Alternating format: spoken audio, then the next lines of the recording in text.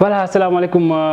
mbokki téléspectateurs yu Time for Africa amaat mbégte bu baax a baax ñëwaat ci seen émission la CAN et nous Coupe d'Afrique bi ànd ak ñun ànd ak yéen tey ji nag numéro bi bokk na ci li ñu ci waxtaanee nag muy Sénégal di waajal match bi nga xamante ni moo war a dox digganteem ak Cap-Vert ni ki suba bu 16h jotee match bi nar a métti.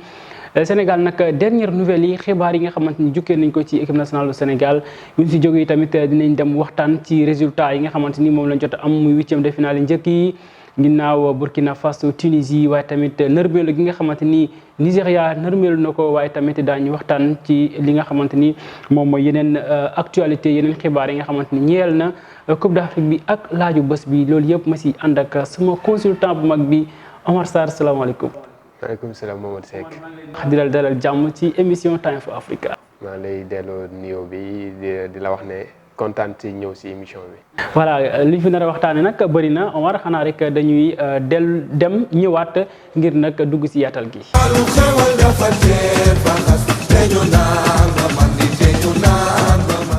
mbokk yi kon gis ngeen ko léegi dañuy soobu si waxtaan bi rek dem équipe nationale bu Sénégal Omar seeti lan moo fa xew ginnaaw nag veille match bi nga xamante mooy veille contre Cap-Vert équipe nationale bu Sénégal ginnaaw nag dernière nouvelle yi gisuñ fa benn cas Covid kon nag zéro nu ñu koy waxee zéro positif donc mu ngi noonu l'équipe bi s'est entraîné démb gis nañ aussi ne la Pape Matar Sarr mi ñu doon waxtaan man ak yow keroog. ñu jàpp ne Aliou Cissé war na ko mën a dugal ci 11 de départ bi parce que il est plébiscité ñu bëri ñu ngi koy laaj pour mu dellu ci moom bokk na ci séance d'entraînement bi je pense que ne Omar loolu signe bu neex la. waaw signe bu neex la yaakaar naa ne suñu amee Pape Matar Sarr moom ci équipe bi comme ni ñu ko doon waxee keroog rek c'est une bonne chose pour que suñu bal yi mën a avancer dem ci kanam parce que ñëpp seetlu nañ ne football Sénégal yëpp loolu moo ci des. maanaam jël bal bi yóbbu ko ci kanam football loo xam ne dinañ mën di avancer gis nga football bu la ci kenn nax gis nga football bu la gën a gaaw football bu la gën a mën a dem ci kanam rek mooy gagner amul leneen loo xam ne dina tax nga gagner loolu su fekk bal bi demul ci kanam fekk yaa ngi téye bal bi ci milieu bi doo dugal ndax jege woo camp yi bal bi nag fekk mu ngi mën a quitter milieu bi di dem ci camp yi facilement pour nga dugal day yomb. si tamit gis nañ football bi boo xoolee Afrique yëpp daanaka noonu la ñuy jouer gis nañ si match yi nga xamante ni am na fii les petits poussés sax ñoom noonu la ñuy jouer comme ni ñu koy tàmmoo di wax à la Real Madrid benn touche yegg nañ si camp mais Sénégal dañoo gis aussi ne maanaam le surnombre bi ñuy am si surface de réparation yi le plus souvent ay 2 heures 3 nga fa gis est-ce que tamit loolu taxul ñuy ñàkk mën a dugal. waaw loolu bokk na si lu causé affaire bi ndax soo gisee. mooy lu ñu wax rek football moom fii bal bi dem ci camp yi doo mën a dugal te su fekkee balaa bal bi dem ci camp yi foog nga am ñu ko fa yóbbu maanaam mooy joueur yoo xam ne ñoom ñooy jël di avancer loo bal bi mais mënoo jël bal bi nga téye ko ci milieu terrain bi yow soo récupérer doo am ku la mën a séddaleel donc bal bi du mën a avancer pour ngeen mën a dugal foog bal bi muy avancer après di fa fekk attaquant yi di fa fekk ñeneen ñu dugal. mais comme Pape Matar Sarr bokk na ci entraînement bi nañ dundee yaakaar waxam Aliou Cissé na ko teg su ko tegee man gëm naa ne moom Sénégal mën na door Cap-Vert score. contre Cap-Vert Omar dinañ si gën a ñëwaat ne mu yaatoo xam naa rek dañuy def leen rek dem seeti kaddu yi nga xamante ni kii di capitaine équipe nationale bu Sénégal Kalidou Koulibaly yëkkati na ko su ko defee après ñu ñëw waxtaan ci déclaration. Je pense que une surprise, c'en est pas une, parce que y a pas de petite nation dans cette Coupe d'Afrique. On l'a vu tout au long des matchs de poule. Nous sommes très très motivés. On sait qu'on a à cœur de passer ce tour-là. Notre premier objectif était de passer les poules. On l'a fait, malgré ce qu'il disait sur notre jeu. Mais le plus important, c'est qu'aujourd'hui on est ici, qu'on parle de ce huitième de finale. On sait que ça va être un match très difficile, un derby. Les derbys sont jamais faciles à jouer. Mais je pense que le Sénégal sera plus que motivé pour passer ce tour parce que on a à cœur de montrer à tout le monde qu'on a notre place ici et qu'on va aller très loin dans cette compétition. Voilà ñoo ko gisandoo Kalidou Koulibaly capitaine de l'équipe nationale du Sénégal moom nag matcham bi mu njëkk a def benn match dong la joué gum donc il a reconnu que am na lu dese si moom waaye bu ñu xoolee si déclaration bi nee na bi yoon sénégalais li ñu bëgg mooy dugal but daañu dugal but te xam nañ ne match bi ñoom xool la parce que dañu bëgg a bégal sénégalais yi pour lu desandi si compétition bi. waaw gis lu mu wax noonu lu mën a nekk la te yaakaar naa ne lu baax la mu jugee si ñoom population Sénégal dégg ko ndax loolu rek la ñuy xaar si ñoom ñëw wane jom fulla ak fayda football bu rafet ba pare dugal ay bii suñ ko defee moom Sénégalais yi nañ ko daal si ñoom malgré ak nu mu mënti demee ñu ngi derrière eux parce que c'est notre équipe nationale ñun chaque jour ñoom la ñuy supporter waaye tamit suñ lu mu wax nii su fekkee def nañ ko dina baax trop ñu gën a nekk seen ginnaaw. ñu gën a nekk seen ginnaaw en tout cas ça c'est que les 16 000 Sénégalais sont derrière les Lions donte critiques yi bëri nañu. ma profité woo sax di yëkkati ci réaction yi nga xamante ne Aliou Cissé yëkkati woon na ko bu yàggul donc bi mu tase ak presse bi foofee sa diwaanu Bafoussam donc il a été invité par Abdoulaye Thiam donc moom nag li mu tontu ñi nga xamante ni ñoom ñooy ñu koy critiquer nee nañ à chaque fois au Sénégal si tu es entraîneur voilà tu verras donc des Sénégalais qui se montrent que ñoom ñoo la gën a xam football donc loolu moom nee na vieille habitude la te il ne pense même pas que voilà un jour il va quitter le Sénégal wala un jour il ne va pas quitter le Sénégal je pense que ça c'est un langage codé alors loo jàngatee ci kàddu Aliou Cissé yow. waaw kàddu yi benn affaire moom jàngat naa ko ci mooy lu ma dégg ci discours bi mooy que wane na ne moom équipe bi moo ko ñor quoi leneen luy gars yi di wax yëpp déglu tamit comme Sénégal moom ñëpp coach lañ donc su fekkee da nga bëgg a déglu waaw dina tax tuuti affaire bi baax mais tamit mënoo déglu ñëpp comme nu mu ko waxee maa ngi dégg après muy wax ne je vais les laisser parler de mon avenir mais man lu ma concerné mooy match Cap Vert bi naka la ñuy def ba gagné ko xam nga après lu ci kanam raw li bët après dinañ kii dégg naa ko sax muy wax naan moom équipe bi daf cee yàgg na ci trop waaw ñëw rek tombé dans la sauce comme benn muus bu ñëw tombé noonu daf ci bokk quoi moo tax mu nekk ci mais yaakaar naa ne parfois critique yi dina baax comme ça muy déglu. mais day déglu critique parce que le plus souvent on dit que est-ce que mu ngi déglu critique yi yenn saa yi am na choix yu muy def sax sénégalais yi toog ci banc bi sax wala ñuy seetaan dañu naan non ça c'est du n'importe quoi. waaw parfois tamit xam nga rek njiit moo demee noonu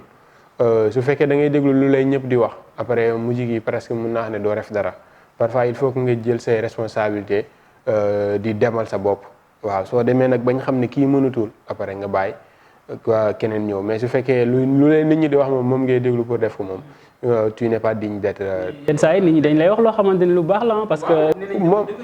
waaw mais si lu baax loolu du ñàkk mu am lu mu si sende loo xam ne dina ko jël teg ko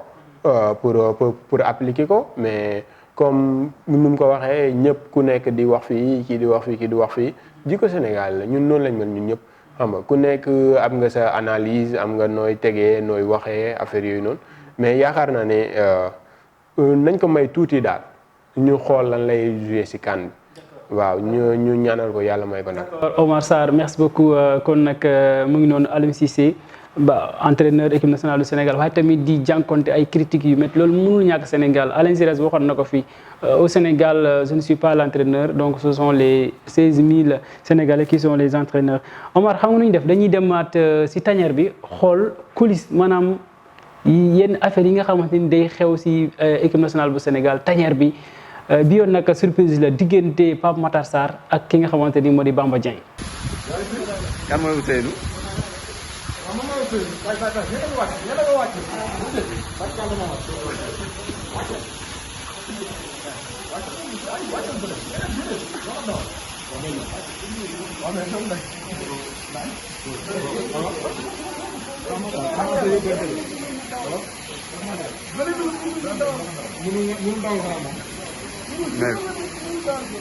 mais vélo jàmbur la tamit bàyyi ko.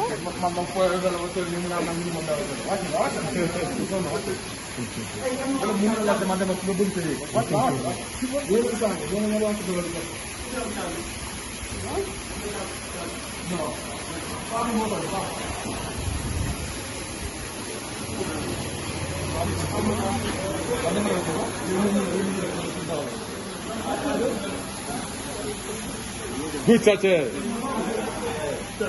Man naka la.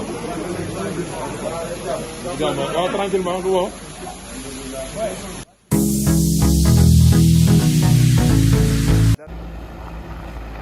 voilà mu nekk lu neex a seetaan waaye tamit loo xamante ni dafay joxe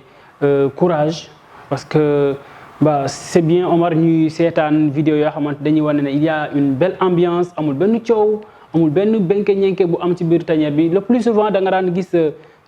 le plus souvent am na fi sax bu yàggul ci CAN bee passé donc am tanière boo xamante ni y a un joueur qui a été frustré ba ñu sanctionné ko mu jógee fa dem donc je pense que ambiance bu am ci équipe nationale bi baax na. waaw maanaam gis nga fépp foo mënti nekk soo bëggee dem jàmm ngay njëkk a woote te gis nañ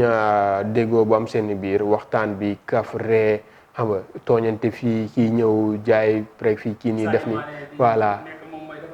voilà defar di kii di dawal vélo après am na benn bu ma gis sax mooy buñ ñëwee Ismaïla Sarr ak kii nii Bamba Dieng ñuy non kii Matar Sarr waaw ñuy xëccoo vélo bi Sadio ñëw arbitré waaw mooy vidéo bi waaw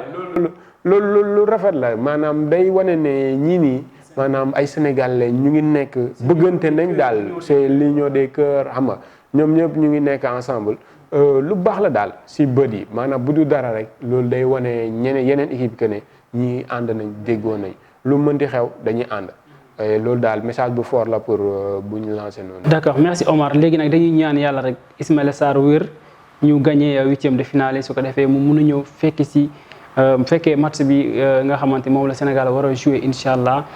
quart de finale yi suñu génnee nag ci diggante Cap-Vert lay doon Cap-Vert boobu Omar ñoom nag dañu am 5 joueurs yoo xamante ni c'est pas le coronavirus mais am problème gastro maanaam dañoo am intoxication si lekk bi nga xam ne dañ ko lekk mais ba léegi nag amuñu ay éclaircissement si l'identité donc des joueurs xamuñu ñan la mais en tout cas nee nañ 5 joueurs capverdiens soo moytu du ñu mën a bokk ci match Sénégal bi je pense que ne loolu bu amee aussi ça sera autre chose qui va venir s'ajouter au niveau des cas de. waaw wàllu gastronomie moom ci compétition africaine lu jar a xoolaat la man j'aurais préféré sax suy compétition di amati équipe bu nekk nga yóbbu say propre kii nii comme ni koy naari di defee yóbbu seen propre médecin seen propre kii nii cuisinier affaire yooyu noonu ndax soo xoolee war nañoo dépasser fii ndax ay professionnels de haut niveau war nañoo ñëw ñu leen di toggal loo xam ne day mit seen biir yi waaw war nañoo dépasser niveau boobu noonu ci wàllu kii doo comprendre nag lan la parfois ndogal moom yàllaa koy teg fu muy jugee doo ko xam waaye lu ñu war a seetluwaat la ndax du kaan bi rek la mës a am na kaan bi passé xam nga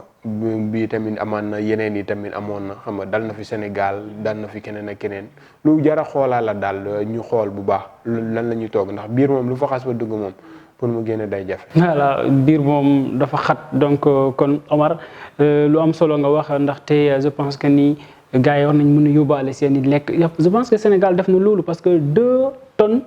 de matériel donc moom la Sénégal yëpp matériel il y a de l'eau il y a de l'alimentation mais li ma jaaxal mooy togg bi est-ce que sénégalais yi ñoo dem togg wala. non su fekkee def nañ loolu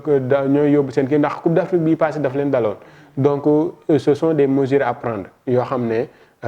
soo bëggee dem ak sa am sa effectif doo leen am benn problème nga def loolu moo gën ndax naari ñoo ko ñi ko wane ñoom bañ nañ ko ba heure bu ñuy dem compétition seen toggkat la ñuy yóbbu. C'est une bonne chose boo xam ne Sénégal su ko defee tamit c'est normal parce que comme lu ñu daloon mu bañ ñoo dalati comme am nañ fi ñu mën a togg ñoo xam ne ñooy toggal équipe bi suñu nekkee Sénégal pourquoi pas suñu dem compétition ñu yóbbu leen yaakaar naa ne loolu mooy gën daal ci équipe bi. Omar Cap-Vert lañ am Cap-Vert la ñu war a jouer Cap-Vert nag mu nekk près du Sénégal donc je pense que ni derby lay doonaat. parce que ñun ak ñoom ñoo dend yàgg nañ tase mais Sénégal chaque fois moom mooy jël ndam parce que depuis 2010 ba léegi Sénégal a joué 4 fois contre Cap-Vert 4 victoires côté sénégalais mais est-ce que Cap-Vert boobu mënul ñu tere nelaw instant bi waaw mooy comme lu may wax rek gis nga Coupe d'Afrique ren bi excès de confiance équipe bu ko am dañ lay dóor moo dal équipe yu mag yu bëri yuñ dóor ñëw yaakaar ne yow yaa mën ñëpp te léegi ni fu ñu toll nii si football amatul petite équipe ndax football bi ñëpp a ko mën waaw da ngay ñëw respecter sa adversaire teg loo war a teg football noo war a footballee gagné ko soo ko deful benn moindre erreur soo ko defee rek yaakaar naa mën nga ñàkk match bi te Sénégal yaakaar naa ne gis na am na ñum dal dina ci bàyyi xel bu baax bañ ko xeeb ñëw jox ko cër bu war football lu mu war a footballee pour mën a gagner Cap-Vert. bu am solo Sénégal Cap-Vert à partir de 16h toujours à Bafoussam même stade bi nga xamante ni moom la Sénégal doon joué stade bi nag ngir yàlla gars yi dañ ko war a arrosé nag parce que les joueurs sénégalais ñu ngi koy kaas nee nañu dafa woowa donc war nañ ko mën a arrosé su ko defee joueurs yi mën a football. voilà Omar dañuy dem ñëwaat rek wax lu jëm ci wàllum équipe nationale bu Gambie ak déclaration bi nga xamante ni kii di Tom Saintfield def na ko ginnaaw conférence de presse bi mu amoon. Doit être un peu diplomatique.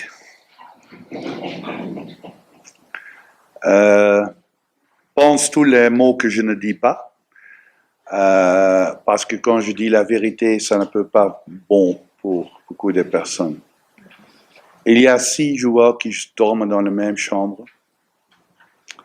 le même sanitaire, les mêmes douches. Il y a chaque membre de staff, seulement 2 ou 3 sont dans un single room. Les autres membres dorment dans le même lit. Dans le temps du Covid, fatigue après l'entraînement sont, pour moi, et je dis ça avant, j'aime d'être ici, mais quand tu organises un tournoi avec 4 équipes pour un stade, et tu payes, tu règles les hôtels, chaque équipe a besoin de même niveau. C'est un peu de respect pour chaque équipe. Parce que quand tu crées différence entre des équipes, quand les grandes équipes ont des meilleurs hôtels, des meilleures infrastructures, pas loin du stade, et les petits pays, dans les mauvais hôtels, c'est favoritisme. C'est favoritisme. On est ici pour jouer au pelouse et quand c'est Gambie qui est champion d'Afrique au Cameroun, ça doit être décidé aux pelouses, pas dans l'hôtel, pas la distance. Demain, on doit voyager 2h30 pour le stade.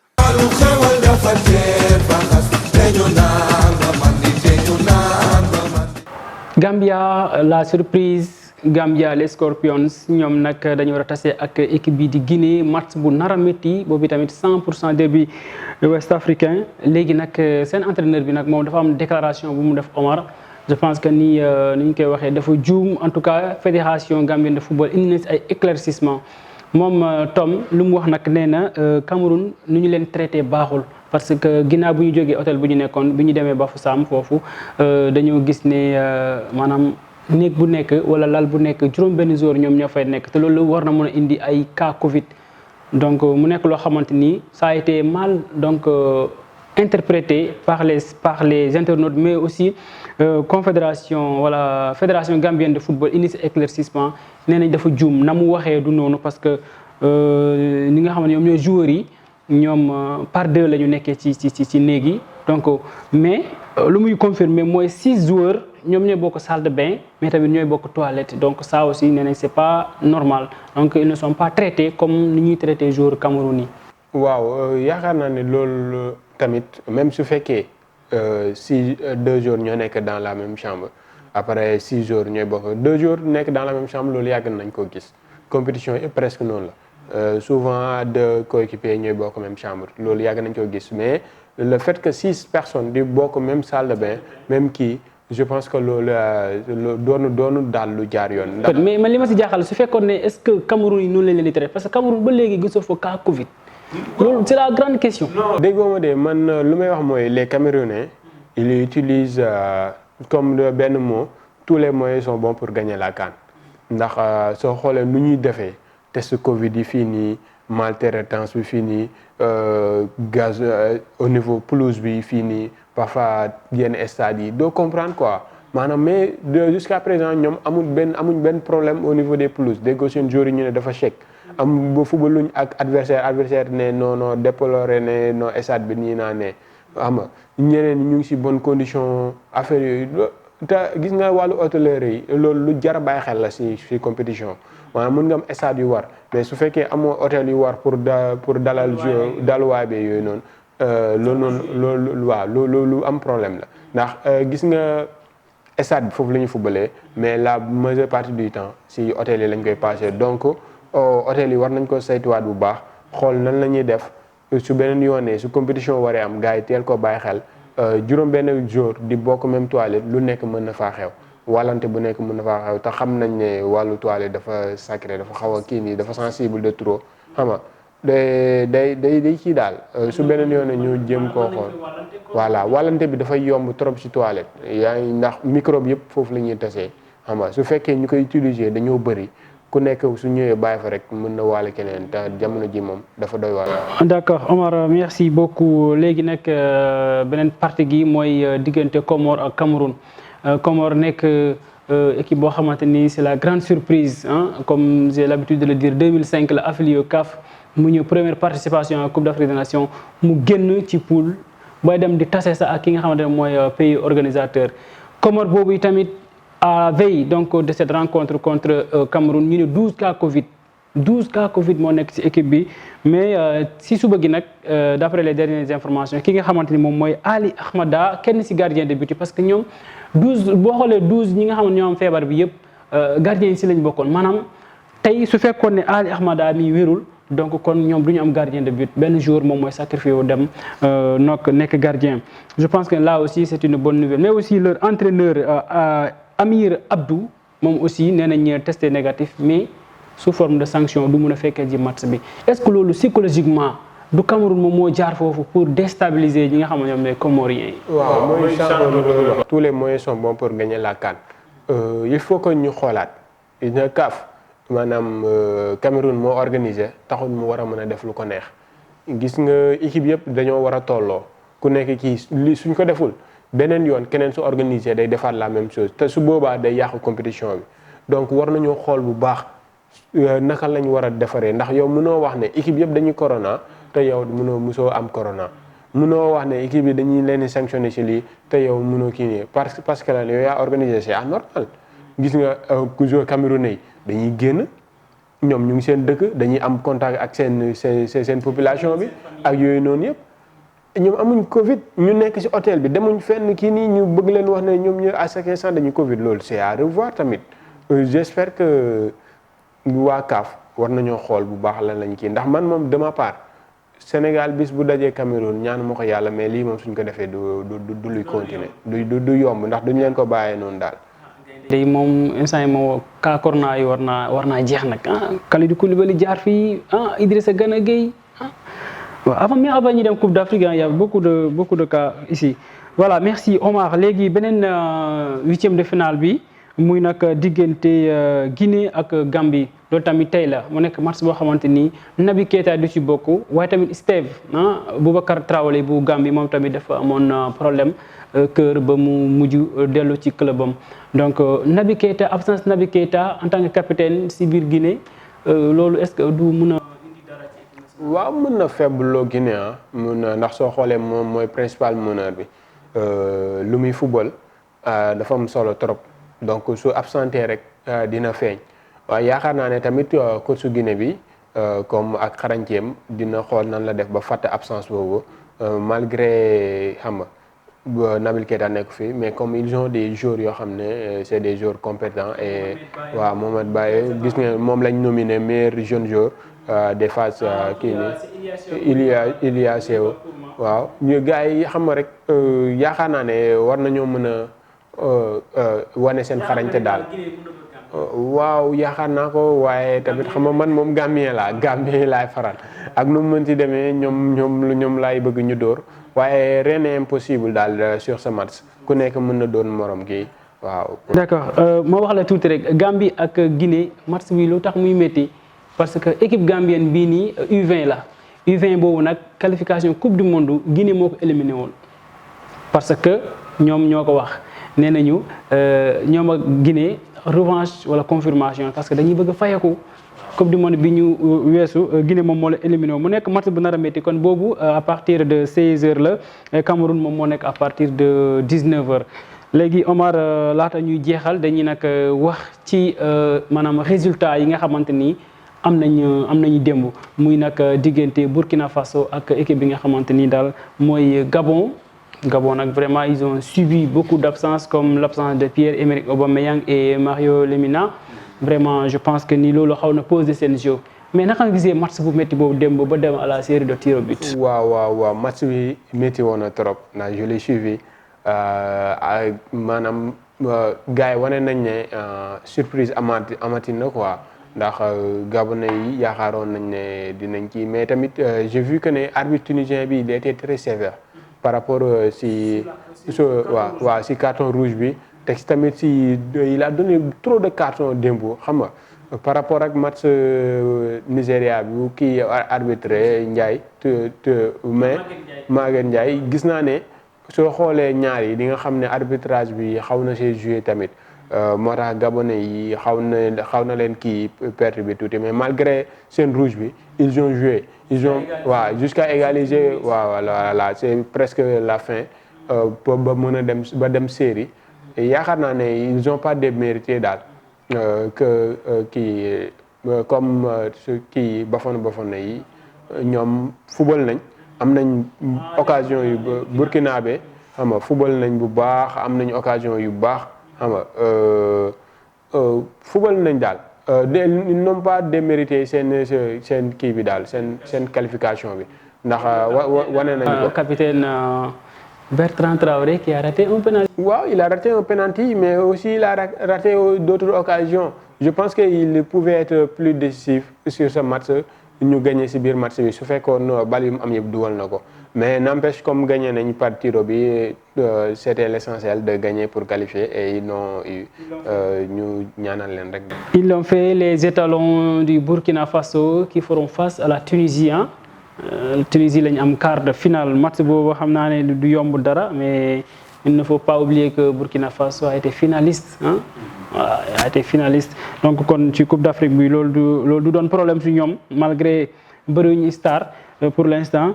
Tunisie Nigeria une grande surprise Nigeria les Super Eagles 9 points si match de poule yi ñëw éliminé en huitième de finale. waaw une grande surprise et je vais dire que c'est un excès de confiance. gis nga Coupe d'Afrique bi ñu nekk nii amul équipe boo mënti teg koo mënti doon soo yaakaar ne sa adversaire yaa ko mën rek soo ñëwee mu toroxal la te gis naa ne Nigéria dañoo xaw a ñëwee noonu comme am nañ 9 points xam nga ñëw nañ gis nañ Tunisie 3e place mais 3e la génnee ñu yaakaar ne Tunisie bii nii ak seen absence yu ñu am suñ ñëwee mën nañoo jaar ci kawam Tunisie am nañ ko su baax seetaan na leen gis na bu baax seen point fort yi mu ñëw fàtte ko. teg défensif bu solide xam nga jël seen joueurs yu baax yi. très posé boo xam ne ñu footballé tu penses que bëgguñu football sax yaakamte wuñ dañoo ñëw taxaw seen camp yi ne leen duñ leen may dara suñ ñëwee ba ci milieu bi ci camp yi ñu nangu bal bi contre attaque affaire yi noonu soo xoolee seen bii bi sax fu mu jugee mënoo ba jouer ak équipe bu toll ni Tunisie ak joueur bu am expérience noonu xam nga bàyyi ko muy dribbler 2 à 3 ba pare di dóor loolu soo ko defee xam nga avec bal yi nga xam ne léegi dañoo gaaw de trop xam nga soo xoolee moo nax gardien bi ndax dafa dóor mu kii. La solution c'est le vétéran M Sakni vraiment il est toujours là hein. On a vu aussi aux dernières minutes kii di nag kii nga xamante ni mooy le numéro 10 là le capitaine wax bi Kazri ñëw dugg donc pour dire que dans cette équipe tunisienne attention il y a de l'expérience mais Matlouti est là-bas El Hadadi mu nekk ay grands yoo xamante je pense que nii am nañu maanaam système de jeu boo xam ne dañ koy teg ci xale yi pour ñu mën a jouer donc pour dire que ossature bi nga xam ne moo tasewoon ak Sénégal presque ñoom ñoo fi nekk attention yoon mën na leen boole ñoom ñaar ñi tasewaat kon je pense que ni kon ñoo bokk trajectoire pour mun a tase en demi-finale. waaw mën na nekk waaye lu jar a bàyyi xel la ndax système bu ñu tegal Nigéria moom démb. suñ ko changé wul continuer de jouer noonu yaakaar naa ne mën nañoo gagner yeneen équipe. donc kon Nigéria déception la am. déception bu mag ndax mënoo ñëw am 9 points ñëw rek toog xam nga ñëpp ñu ngi doon xaar ndax gis nga bu phase de poule yi jeexee ñëpp dañoo wax Nigéria le grand favori. waaw il faut que ñu bàyyi ko xel mën na jël ko bi ndax ñëwuñ pour caaxaan nangam patati yooyu mais à la fin. est-ce que Omar est-ce que aussi seen entraîneur bi deful ay changement parce que boo xoolee 11 de départ bi y a beaucoup d'absence gis nga chaque fois dafay dugal Iwo bi dernière minute. wala Samuel Chukwueze mu koy génne yenn moment yi te nag nekk nañ xale yoo xamante ni tey même Victor Moses Simon donc nekk nañ xale yoo xamante yaakaar naa ne na mu doon commencé première match yi su ko defoon li yëpp du ko. même loolu la même soo xoolee Sadik bu mu ko dugalee dernière période bi gis nga bali occasion yu mu fa am ça veut dire que kooku su fekkoon teel na dugg mën na am bi malgré seen rouge bi xam nga ndax soo xoolee bu ñu leen rouge si lañ gën a football que avant ñu leen di rouge donc mais tamit comme Tunisie seen défense bu ñu tegoon dafa am doole de trop tax na daal pour ñu être réalisé juste ces camps yi mu xawoon a métti comme niñ ko waxee ñoom daal fexe nañ ba ñeex seen benn ñëw taxaw seen camp yi waaw kii ñoom moom waaw pare dañuy ñëw waaw contre le Sénégal final bi noonu la woon ñoom noonu la dañuy ñëw suñu xamee ne équipe bu mag nga dañuy ñëw taxaw fas yéene football ak yow reyante ak yow am benn occasion dem dugal ko ñëwaat taxaw léegi nag c'est à d'autres équipes voilà de trouver la solution naka la ñuy def ba contrecarrer seen bloc défensif boobu noonu ba mën leen dugal avant ñoom ñuy dugal yaakaar naa ne su ku leen njëkk a def loolu moom di nga leen mën a gagner. kon nag mu ngi noonu Nigéria ñëpp yaakaaroon ko mu yegg sax au moins demi-finale mais finalement huitième de finale la arrêté mu nekk déception bu rëy mais nag voilà c'est le football là c'est le football africain qui a évolué comme ça il y a pas de petite équipe donc mi ngi noonu Omar yegg si nañ suñu cappaandaw émission bi muy nag la CAN et nous léegi nag question tey bi ki nga xamante ni moom mooy Jim Cissé moom moo ko laaj mu ne quel est le pays qui a remporté la première Coupe d'Afrique des Nations? Le pays moo njëkk a jël Coupe d'Afrique je pense que si je me trompe pas est-ce que du Égypte? C'est Égypte donc dañuy dem ñëw léegi expliquer détails yi Égypte naka la ko jëlee ak fan la woon.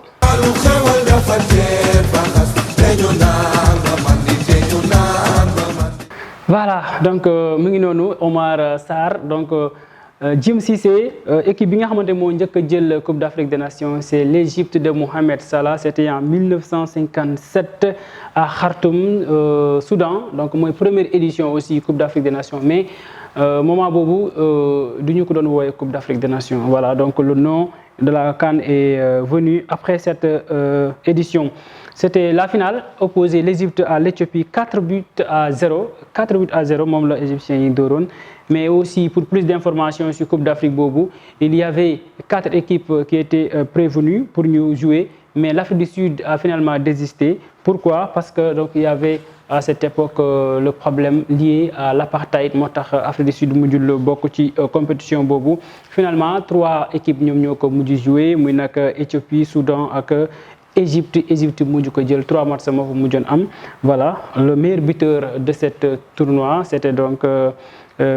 At-Diba de l'Égypte avec 5 buts Omar lay wax ci loolu Égypte moo njëkk a jël Coupe d'Afrique mu ëppale aussi lu ñu jël Coupe d'Afrique waaw yaakaar naa ne ñoom moom yàgg nañoo wane seen mën-mën ci Coupe d'Afrique bi c'est en ce moment kii ñu nekk ci ay moment faiblesse xaw a kii bàyyi tuuti. il faut signaler aussi ñoom ñoo fi triplé aussi Coupe d'Afrique des Nations. moo tax ma ne la miin nañ ko te xam nañ ko moo tax lu jar a bàyyi xel la même seen début bi c'est un peu difficile mais ñu jar a bàyyi xel lañ ndax compétition bi seen compétition la te yàgg nañ koo jël. Je m'en souviens aussi bi muy final au Cameroun c'était comme ça l'Égypte 1-0 1-0 bi mu génnee mu def tout ba yegg final. te aussi ils avaient les mêmes difficultés cette année aussi au niveau des matchs de poule te Mohamed Salah aussi a promis ne dafay jël Coupe d'Afrique parce que malgré le palmarès de l'Égypte moom ba léegi amagul ci benn coupe ne da kaa bëgg a jël. donc kon ñu jar a bàyyi xel lañ. ñu jar a bàyyi xel lañ. donc kon Omar ñu baal nga tàggatoo laata ñuy. waaw di wax téléspectateurs yi que ni ñu ngi fii pour yéen. di def lépp pour ngeen am information yi ak lu war ci Coupe d'Afrique bi di leen wax ne ngeen dem suivre seen chaîne Teva TV seen chaîne jeune boo xam ne ça parle que l'intérêt du Sénégal l'intérêt de l'Afrique et pour yéen rek la ñu dem seetaan ko bu baax di leen wax ba beneen yoon. merci Omar Sarr donc mesdames et messieurs ñu ngi leen di gërëm bu baax ba yéen téléspectateurs yi mu nekkoon seen émission la CAN et nous. ñun ak yéen Coupe d'Afrique des Nations Time for Africa beneen numéro jaa ngeen jëf.